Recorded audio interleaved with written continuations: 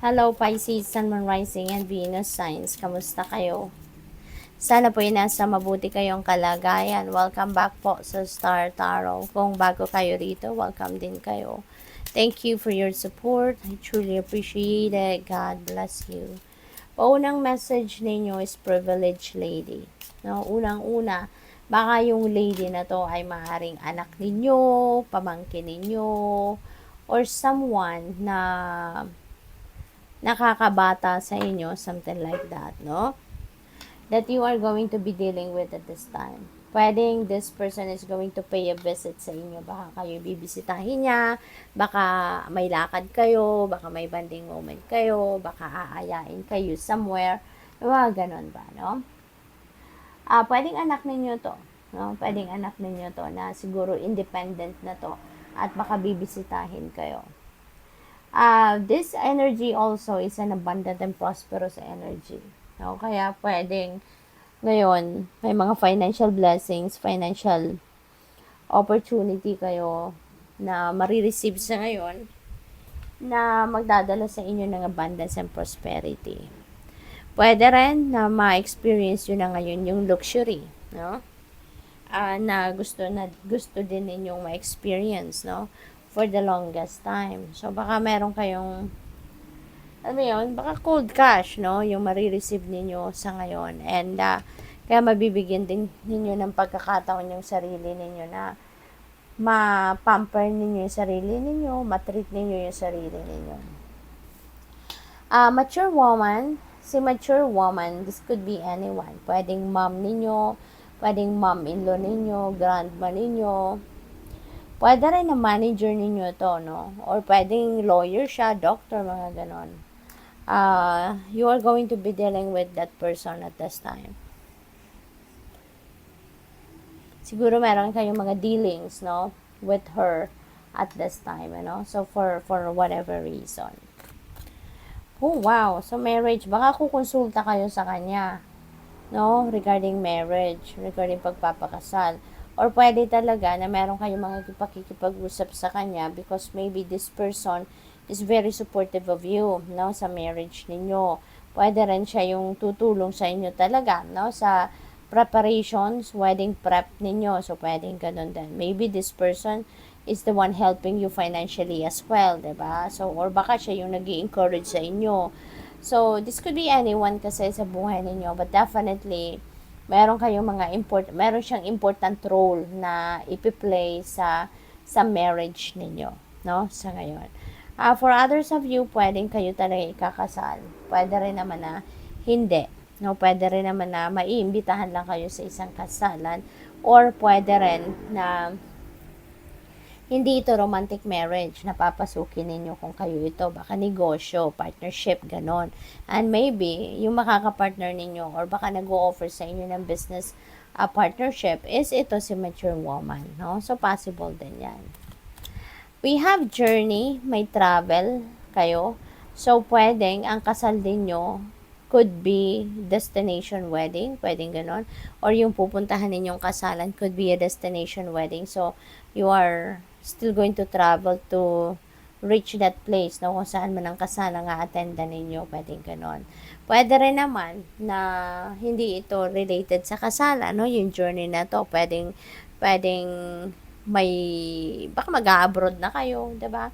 Or baka magta-travel lang kayo dahil yun ang trabaho ninyo, kaparte ng trabaho ninyo yan, na pagta-travel, no, maybe, you are going from one place to another place, baka nasa travel industry din kayo, so possible na ganun din ang sitwasyon. We have main male, so pwedeng kayo to, or pwede rin naman na ito yung mapapangasawa ninyo, baka ito yung person ninyo, 'di ba? Kung kayo yung nga ay ikakasal. So, or this could be anyone, ano, depende sa inyong sitwasyon, na pwede rin na siya yung makakasama ninyo sa journey na to, or pwedeng siya yung pupuntahan ninyo, pwedeng siya yung magiging manager ninyo, boss ninyo. So, that could be anyone din sa buhay ninyo, no? But that person is also going to play a significant role at this time sa buhay ninyo. So, we have, you are worthy of beautiful things. Wow. Sabi dito, the servant queen, magnetic, valuable, divine. Ayan. So, you are blessed. No, you are blessed. Believe, no, na you worthy kayo of beautiful things, na deserve ninyo ang mga blessings sa magagandang bagay. Kasi, whatever it is that you believe in, yan ay mangyayari, no? Yan ay magmamanifest sa buhay ninyo. If you believe that you are worthy, no, of abundance, of success, of healing, of magic, or whatever, one day, it will unfold sa buhay ninyo, Pisces. Tandaan po ninyo yan, okay? So, what else? We have be patient, it will come. Okay? Manifestation energy is yours then sa ngayon. So, definitely, you are going to manifest whatever it is that you want to manifest in your life. Sa ngayon, your patience is going to pay off. Okay? So, yung paghihintay ninyo, that's true, no? That good things come to those who wait.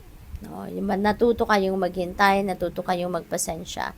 Kaya ngayon, maybe this is divine timing na, no? For whatever it is that you want to manifest sa buhay ninyo, that will come na sa ngayon, no? So, this is really, really beautiful.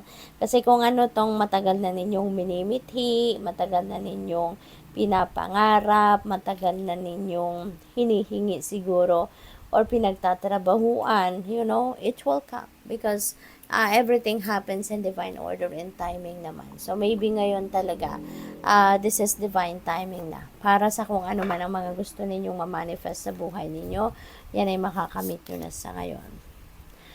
It's time to leave the old behind. Ayan. So, there is a rebirth, no? Sa buhay ninyo sa ngayon. Kung ano man, yung mga old energies ninyo, ano man, yung mga hindi na nagsiserve ng inyong highest good, anything or anyone or any situation sa buhay ninyo that is going to be behind you now, iiwanan mo na yan, tatalikuran mo na yan, tatanggalin mo na yan sa buhay mo kasi handa ka na ngayon na mag-create ng magagandang pagbabago sa buhay ninyo. No? Handa ka na ngayon na mag-take risk, handa ka ngayon na mag-adventure, handa ka na ngayon na mag-evolve into the best version of yourself. Kaya napakaganda. We have, are you ready? Sabi dito. So, speaking of adventure, so mayroon talagang adventure dito, literal na adventure. The portal is open para sa iyo, no? Para sa calling mo, para sa purpose mo, para sa mission mo sa buhay sa ngayon. Parang ngayon, tinatanong ka ng universe, handa ka na bang pumasok, diba, sa portal na to? Kasi whenever you decide, diba, na pumasok na sa portal na yan, which is, I feel, is where your purpose is, no? That is the calling para sa'yo to embrace siguro your gifts, then the universe will help you to get through, no, that portal.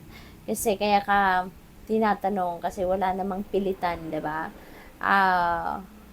Lahat tayo may calling naman, 'di ba? Lahat tayo may calling, iba-iba lang ang direksyon na tatahakin natin. But now, siguro handa na rin kayo, 'di ba?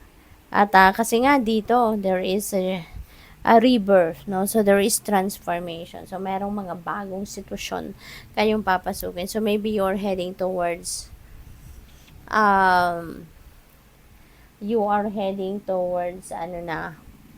carrying out your purpose na sa ngayon. Kaya, handa na kayong akapin, no? Kung ano man ang calling sa inyo ng universe. So, good luck. Thank you for watching Love and Light. Namaste.